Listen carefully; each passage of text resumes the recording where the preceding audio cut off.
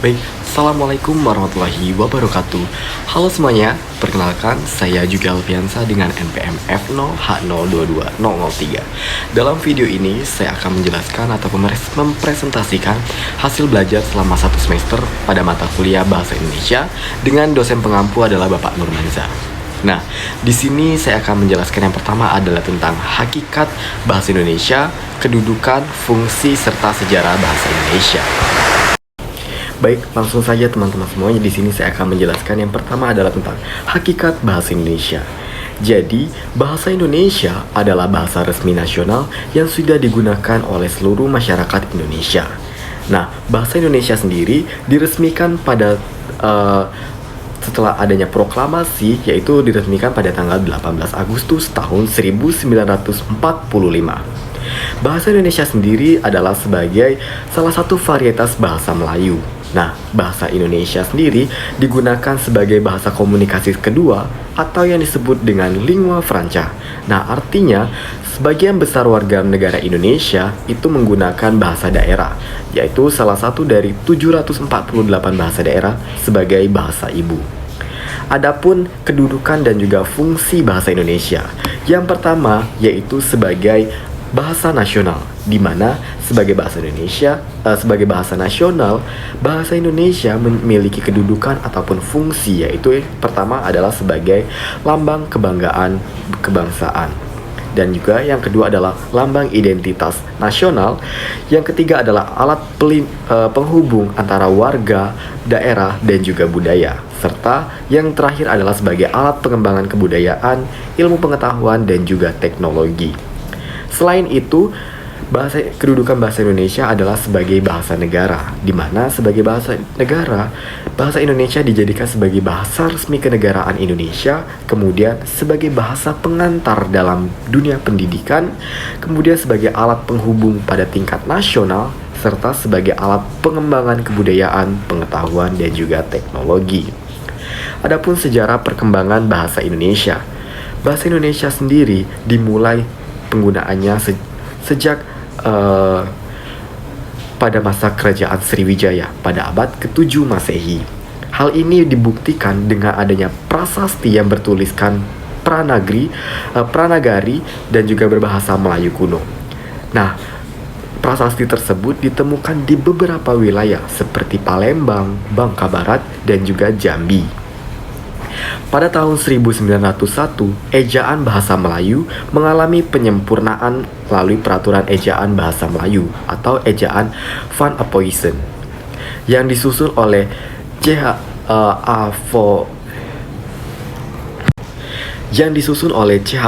Van Ophuijsen dengan bantuan dua tokoh lokal, yaitu Engku Nawawi dengan gelar Sultan Makmur dan juga Muhammad Taib Sultan Ibrahim.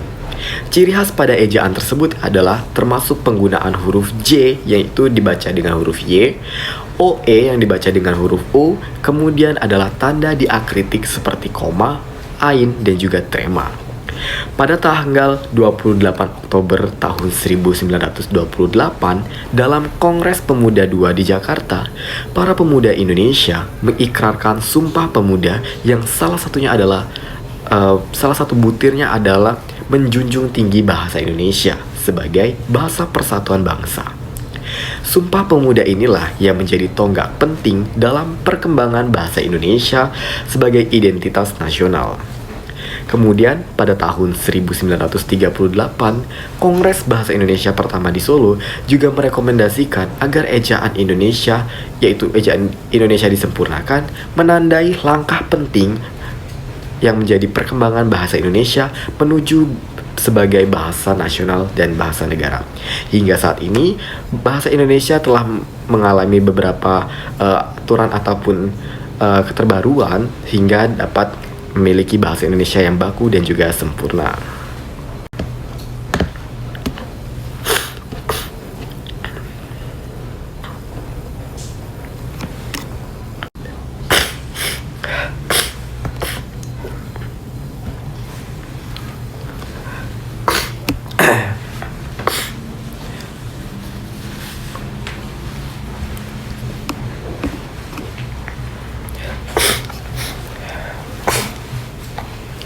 Sikap bangsa.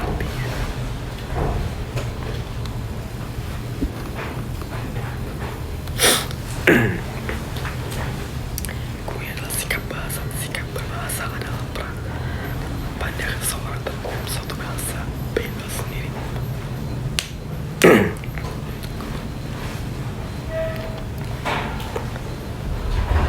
Jika mencerminkan reaksi.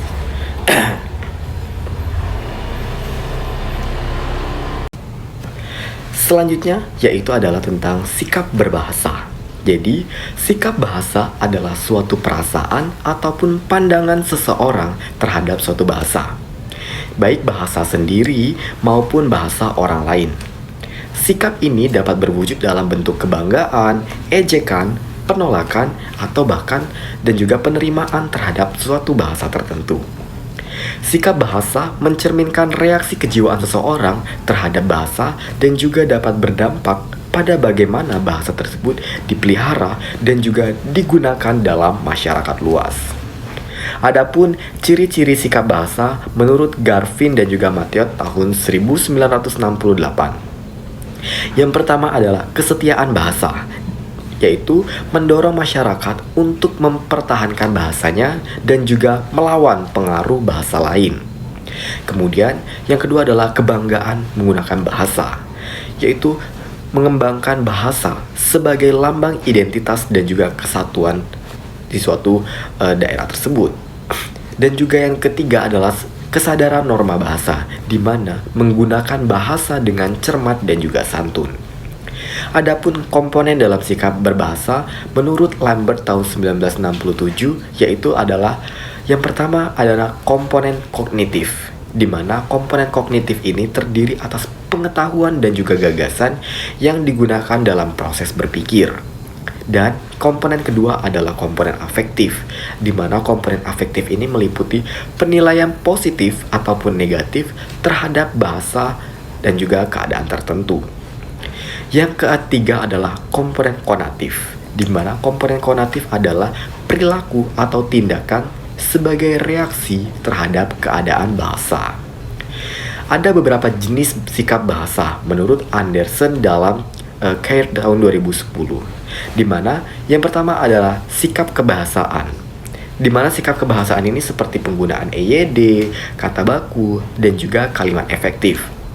Dan kedua adalah sikap non-kebahasaan, di mana sikap non-kebahasaan ini seperti sikap politik, sosial, estetis, dan juga keagamaan yang berkaitan dengan pandangan terhadap bahasa. Kemudian sikap terhadap bahasa Indonesia. Nah, sikap terhadap bahasa Indonesia ini dapat berbentuk sikap positif dan juga sikap negatif, di mana dalam sikap positif tersebut berhati-hati dalam penggunaan bahasa, tidak suka melihat kesalahan penggunaan bahasa, dan juga berusaha menambah pengetahuan dan memperingatkan kesalahan orang lain dalam penggunaan bahasa Indonesia yang baku. Adapun sikap negatif yaitu adalah dengan lebih bangga menguasai bahasa asing daripada bahasa Indonesia, dan juga sering meremehkan bahasa Indonesia sendiri, dan terkadang banyak sekali warga ataupun masyarakat yang merasa malu jika tidak menguasai bahasa asing, tetapi tidak pernah merasa malu jika tidak menguasai bahasa Indonesia sebagai bahasa kebanggaan kita sendiri. Baik teman-teman semuanya, dalam bahasa Indonesia juga kami diajarkan dalam proses penelitian, di mana penelitian ini adalah salah satu syarat bagi kami untuk lulus dan juga mendapatkan gelar sebagai ahli media keperawatan. Jadi di sini saya akan menjelaskan tentang apa sih penelitian itu. Jadi, penelitian adalah proses sistematis yang untuk memecahkan suatu masalah atau menemukan jawaban atas pertanyaan-pertanyaan tertentu dengan menggunakan metode ilmiah.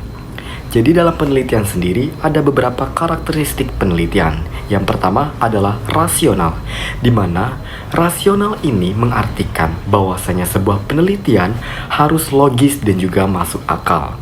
Kemudian yang kedua adalah empiris. Empiris adalah penelitian tersebut menunjukkan berdasarkan data yang dapat diamati oleh indera manusia secara langsung atau secara nyata. Kemudian sistematis, artinya langkah-langkah dalam penelitian tersebut terdiri atas langkah-langkah yang terstruktur dan juga logis. Dan kemudian penelitian tersebut bersifat atau berkarakteristik valid, di mana data yang dikumpulkan sesuai data ataupun fakta yang ada di lapangan. Dan yang terakhir adalah reliable, di mana data tersebut dapat diuji ulang pada waktu yang berbeda dengan hasil yang tetap konsisten. Kemudian ada tipe dan juga beberapa metode dalam penelitian.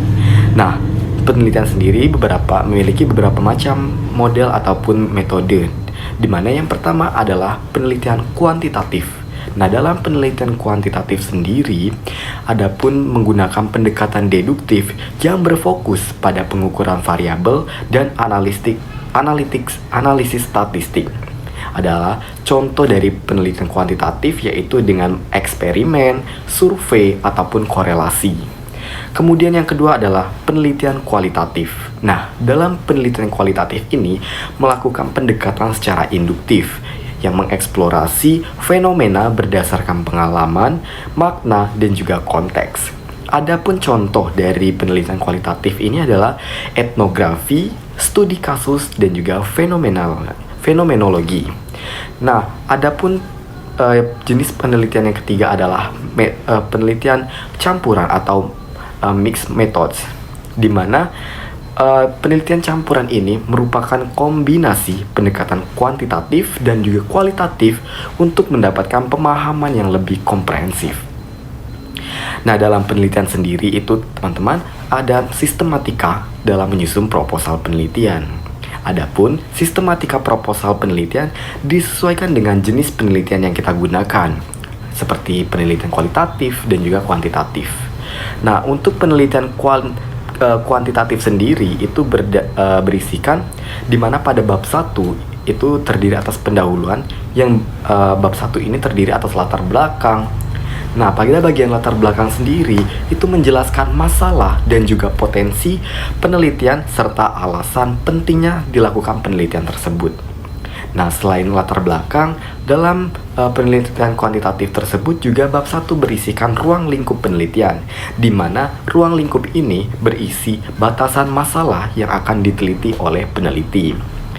Lalu pada bab 1 juga terdiri atas rumusan masalah, di mana pada rumusan masalah ini berisi bentuk pertanyaan penelitian. Misalnya, adakah pengaruh antara variabel X dengan terhadap variabel Y? Dan selanjutnya adalah tujuan penelitian. Tujuan penelitian dibuat untuk menjawab rumusan masalah. Misalnya, untuk mengetahui hubungan ataupun pengaruh variabel X dan juga Y. Selanjutnya dalam bab 1 juga terdiri atas manfaat penelitian. Nah, manfaat ini sendiri juga terbagi menjadi manfaat secara teoritis dan juga manfaat secara praktis. Dan isian terakhir dalam bab 1 pendahuluan adalah definisi operasional, di mana dalam definisi operasional ini berisikan penjelasan secara rinci tentang variabel penelitian. Kemudian dalam penelitian kuantitatif juga terdiri atas bab 2 sebagai landasan teori. Nah, landasan teori ini, jadi dalam landasan teori ini isi tentang yang pertama, teori yang digunakan dalam penelitian tersebut, di mana landasan teoritis yang relevan dengan topik yang kita gunakan dalam penelitian. Selain itu adalah penelitian yang relevan, artinya penelitian sebelumnya, di mana kita melakukan studi sebelumnya yang mendukung penelitian yang akan kita lakukan. Kemudian ada kerangka berpikir, di mana kerangka berpikir ini adalah hubungan logis antara teori dan juga variabel penelitian. Dan yang terakhir adalah hipotesis penelitian, di mana dugaan sementara, misalnya ada hubungan antara variabel X dan juga Y. Serta dalam penelitian kuantitatif juga terdiri dari bab 3 metode penelitian, di mana dalam metode penelitian ini berisi metode penelitian yang kita lakukan, di mana kita dapat menjelaskan pendekatan dan juga desain penelitian yang kita gunakan, waktu dan tempat penelitian seperti menentukan lokasi dan juga waktu pelaksanaan penelitian. Dalam bab 3 metodologi penelitian juga berisi populasi dan sampel, di mana dalam populasi dan sampel ini kita mendefinisikan subjek penelitian dan juga cara memilih sampel dalam penelitian yang kita lakukan. Kemudian dalam bab 3 juga berisi teknik pengumpulan data, Misalnya, teknik pengumpulan data ini dapat berupa kuesioner, tes, ataupun melalui wawancara. Dan kemudian berisi juga uji coba instrumen dengan cara uji validitas dan juga reliabilitas menggunakan alat ukur. Dan yang terakhir adalah teknik analisis data dengan menggunakan uji statistik, misalnya seperti uji ANOVA ataupun uji regresi. Jadi itu adalah bab 1, bab 2, dan juga bab 3. Kemudian berisi dengan bab 4, bab 5, di mana bab 5 ini kesimpulan dan saran dari bab 5 ini pembahasan dari penelitian kita, dan juga bab 5 adalah kesimpulan dan saran dari penelitian kita. Selanjutnya, sistematika penulisan pada penelitian kuantitatif sedikit berbeda dengan penelitian kualitatif. Pada penelitian kualitatif, itu bab 1 itu memiliki persamaan, di mana sama dengan penelitian kuantitatif, namun dalam hal ini yang berbeda adalah dalam bentuk rumusan masalah. Pada penelitian kualitatif, rumusan masalah berbentuk eksplorasi, misalnya bagaimanakah pengalaman X dalam situasi Y. Kemudian hanya rumusan masalah saja yang menjadi pembeda dari isi latar bab 1 pendahuluan antara penelitian kuantitatif dengan juga penelitian kualitatif. Kemudian pada bab 2, pada landasan teori, itu berisi teori dan juga studi relevan. Namun yang berbeda di sini adalah pada penelitian kualitatif tidak digunakannya hipotesis. Berbeda dengan penelitian kuantitatif, di mana berisi studi relevan, teori, dan juga adanya hipotesis. Kemudian pada bab 3 metodologi penelitian, itu terdiri atas metode penelitian, misalnya seperti fenomenologi, etnografi, ataupun studi kasus. Pada prodi keperawatan itu studi kasus yang dilakukan adalah dengan implementasi secara langsung. Kemudian setelah itu ada data dan juga sumber data, di mana kita dapat menjelaskan subjek penelitian kita dan juga sumber data yang kita gunakan. Kemudian ada teknik pengumpulan data, bisa melalui wawancara, observasi, ataupun melalui dokumentasi. Kemudian ada instrumen penelitian yang kita gunakan, seperti atau wawancara, observasi, ataupun melalui kuesioner. Uji keabsahan data meliputi triangulasi dan juga member check, dan juga dependabilitas. Kemudian ada teknik analisis data, reduksi data, display data, dan juga penarikan kesimpulan. Adapun validitas dan juga reliabilitas pada penelitian. Pada penelitian kuantitatif, validitas adalah sebagai alat ukur dan juga reliabilitas sebagai konsistensi.